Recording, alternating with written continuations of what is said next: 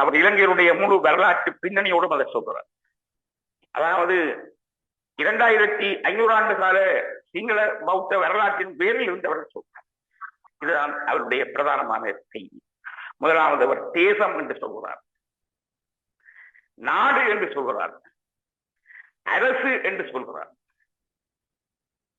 இறைமை என்று சொல்கிறார், சமாதானம் என்று சொல்கிறார். இந்த அரசியல் பொருளாதார வெற்றியை இந்த இவ்வளவு தூண்களின் மீதும் அவர் கட்டியெழுப்ப விரும்புகிறார். தேசம், அதாவது ஒரு தேசம், ஒரு நாடு, ஒரு மக்கள், ஒரு அரசு, இறைமை. இந்த சொற்கள் ஒன்றும் எங்களுக்கு புதியவை அல்ல. இந்த சொற்கள் ஏற்கனவே யுத்தம் முடிந்ததை அடுத்து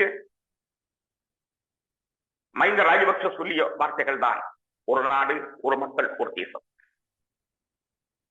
எனவே இந்த ஒரு மக்கள் ஒரு தேசம் என்கின்ற அந்த கருத்திருவத்தை, அந்த கான்செப்டை அவர் இப்படித்தான் சொல்கிறார். எல்லா மக்கள் ஒன்று, நீங்கள் எல்லோரும் சிங்கள பயவாருங்கள் என்பதுதான் செய்தி.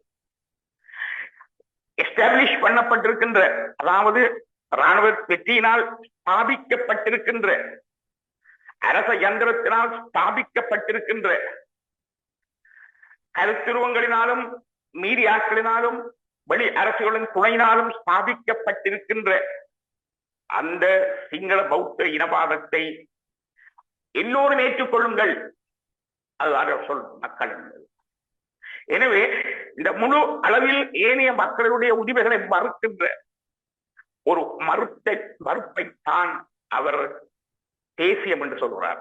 சிங்கள தேசியத்தை தான் அவர் தேசியம் என்று சொல்கிறார். எனவே அரசு என்பது சிங்கள அரசு, நாடு என்பது சிங்கள நாடு, தேசியம் என்பது சிங்கள தேசிய, சிங்கள பௌத்த தேசியம், இப்படித்தான் அது போகிறது. இது ஒன்றும் புரிதல். இது மகாவம்சத்தில் அப்படி இருக்கு.